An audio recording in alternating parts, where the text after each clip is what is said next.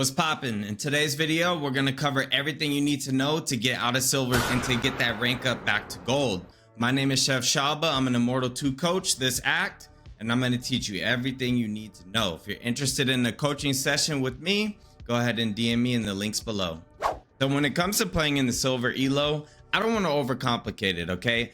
In order to get out of silver, there's 3 things that you really need to focus on. One is playing the game.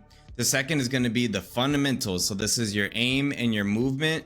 And the third is going to be utility. The utility is also going to be blended with what agent you want to select, and we'll cover which agents are kind of the best as far as climbing goes.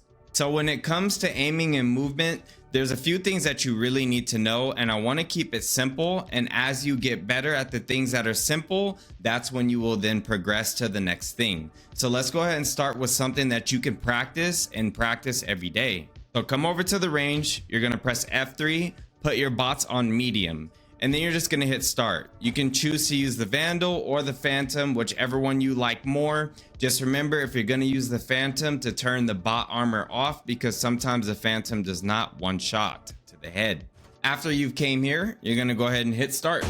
Now the whole goal here is your aim and your movement, correct? So we want to move, make sure we're at a complete stop, and then shoot.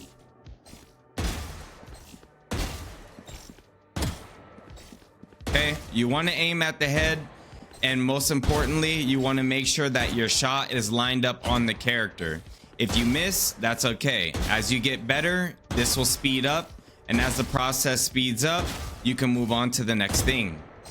Now the whole goal behind this is just the massive fundamentals of moving, okay? So we have a shooting error graph at the top right. If you look up at the top right, you can see that. If you don't know how to put that on, this is just how you do that really quick. You go to video, you go to stats, and you scroll down until you see shooting error at the bottom. Do graph only, select that, you will get that up top. How the shooting error works is when you are moving and shooting, it's blue. The goal is you want all orange while you're moving and shooting. Now remember, this is not perfect. In some gunfights, you will still have blue, which is okay. The whole point though is that you want the least amount of blue possible. Now the aim part of it, I'm gonna teach you guys here. When you're aiming, you want to make 2 adjustment movements. So it'll be flick and adjust, flick and adjust, flick and adjust, flick and adjust. I will always argue that accuracy is better than speed. Now you do need both, and you want to always prioritize your speed with your accuracy, but always make sure that when you are moving quickly from target to target, you are taking more time on your accuracy. This is what that looks like. A quick flick, a quick flick, a quick flick, a quick flick. Now you will notice I was over flicking, and that's the point of taking that extra second to line up that shot for the accuracy. When it comes to getting out of silver, you just want to master the fundamentals. If you feel like you've already mastered these things, then you can watch my next video for getting out of gold. Now that we've covered movement and aim and how they work together, the last thing that I'm going to talk about is peripherals. So when it comes to aiming, your peripherals is probably one of the most important things. You just want to get something good enough. That's it. You don't have to over obsess on it like a lot of people, including myself. Like this is crazy. Okay, I got 5 different mice right here, and I have more, you know, back there. Get a cloth pad. Doesn't have to be name brand. You can go to your local card shop and get a trading card cloth mouse pad, and that's good enough. Get a keyboard that's either mechanical switches or analog switches. Analog switches are the ones where you can adjust the actuation and the sensitivity and stuff. Right now, I'm currently using the Wooting. This is the Wooting 60HE.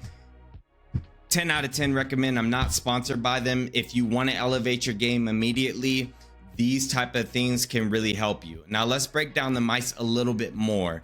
I recommend you get one of 2 mices, okay? So, or mice. One of 2 mice. One is called an ergonomic mouse, and the other one is more of an ambidextrous, or like good for everything type of mouse. I recommend the Death Adder. You can go with the Death Adder V3. You can go with the Death Adder V4. If you like wireless, this is the Death Adder V4, I believe. So if you want to try this, you can do the Ergo mouse. Why it's Ergo is because it has this little curvature to it. So definitely recommend for an Ergo mouse. So this one is the G Pro Super Light 2. It looks like this. This one is the ambidextrous mouse, or kind of just good for everything. Like any type of grip that you have, this works for, okay?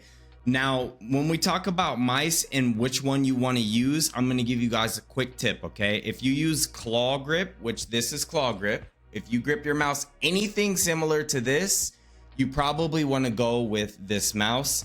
If you have more of a relaxed grip, something similar to this is how I grip my mouse. This is like a relaxed palm grip, or it could even be considered relaxed claw because I can still move with my fingertips.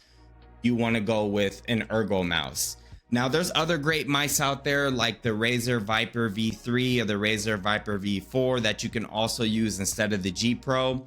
It's really up to you. If you're looking for a good place to get these mice, you can check your local Facebook marketplace. Like this is my Facebook marketplace.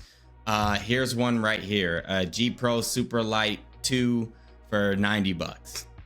Now the last thing that we're gonna cover in this video is which agent you should play. When it comes to selecting your agent, you obviously want to select an agent that ultimately you have fun with.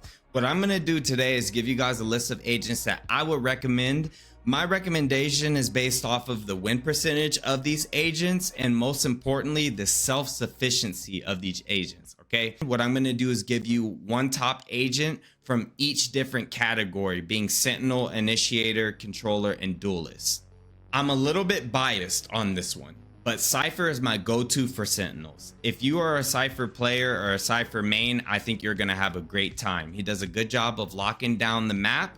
He does a good job of being able to take space. Your camera gives you information, and both of your cages also serve as smokes. So you can do things like flank, whatever the case is. And if you get your ult, which Cypher's ult is relatively cheap in this current ult economy, you can use your ult a lot of times as well. So if you're going to choose to play Sentinel, I think Cypher is great. He's good across the board, and he's also really decent on most of the maps in this rotation. Moving on to smokes, I heavily recommend Omen. I think Omen is a jack of all trades. Omen has a flash that can help your team entry, or you can use it for yourself. TPs allow you to also flank, like I mentioned before with Cypher. You can flank past trip utility, and Omen's ult allows you to be everywhere on the map at one time. Now, the important thing about being impactful in games of Valorant is making sure you're getting the most kills, making sure you are where the action is, and Omen does a really good job of doing that. Also, you can play a lot of different areas on the map with Omen to smoke everywhere on the map with Omen. Because a lot of other smoke agents, like I know Clove is another popular one, you typically have to stay around mid with Clove, whereas Omen you can venture off a little bit more given his smoke radius is a lot further. Another thing is Omen has one of the best one-way smokes of any smoke agent out there, so if you learn some one-ways, you'll also pick up some more free kills. Duelist. I normally would say Reyna, but as of recently, Phoenix has been a terror. Phoenix's ult recharges extremely fast. They recently made Phoenix's flashes be able to be recharged as well through kills, I believe. I might be wrong on that, but I believe it's through kills. If you get like 2 kills or something, you get another flash.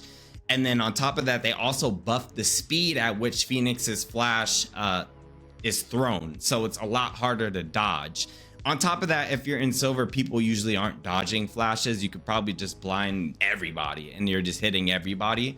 And if you start, getting that momentum rolling with Phoenix, he's really strong for that. You also have a molly and a wall, which both of those can heal you. And with the newest Phoenix update, you can actually heal and move, which is really important as well. So if you're in trouble, you don't have to sit in your wall anymore or in your molly. You can just touch it and keep moving, which is really important.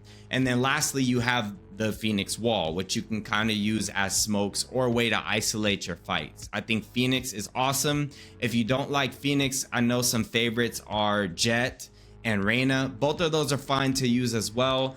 I genuinely would just recommend Phoenix or Reyna. I think Phoenix just being the stronger one due to these newest updates.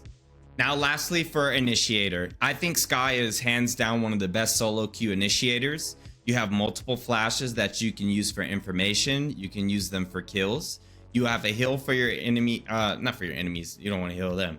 You have a heal for your teammates in case your teammates get in a position where they're low and you guys don't have a Sage or mix. So that's also really good. And then you also have dog for information or to stun people. This whole kit can also just be used for yourself. You can dog an area and take that space by yourself.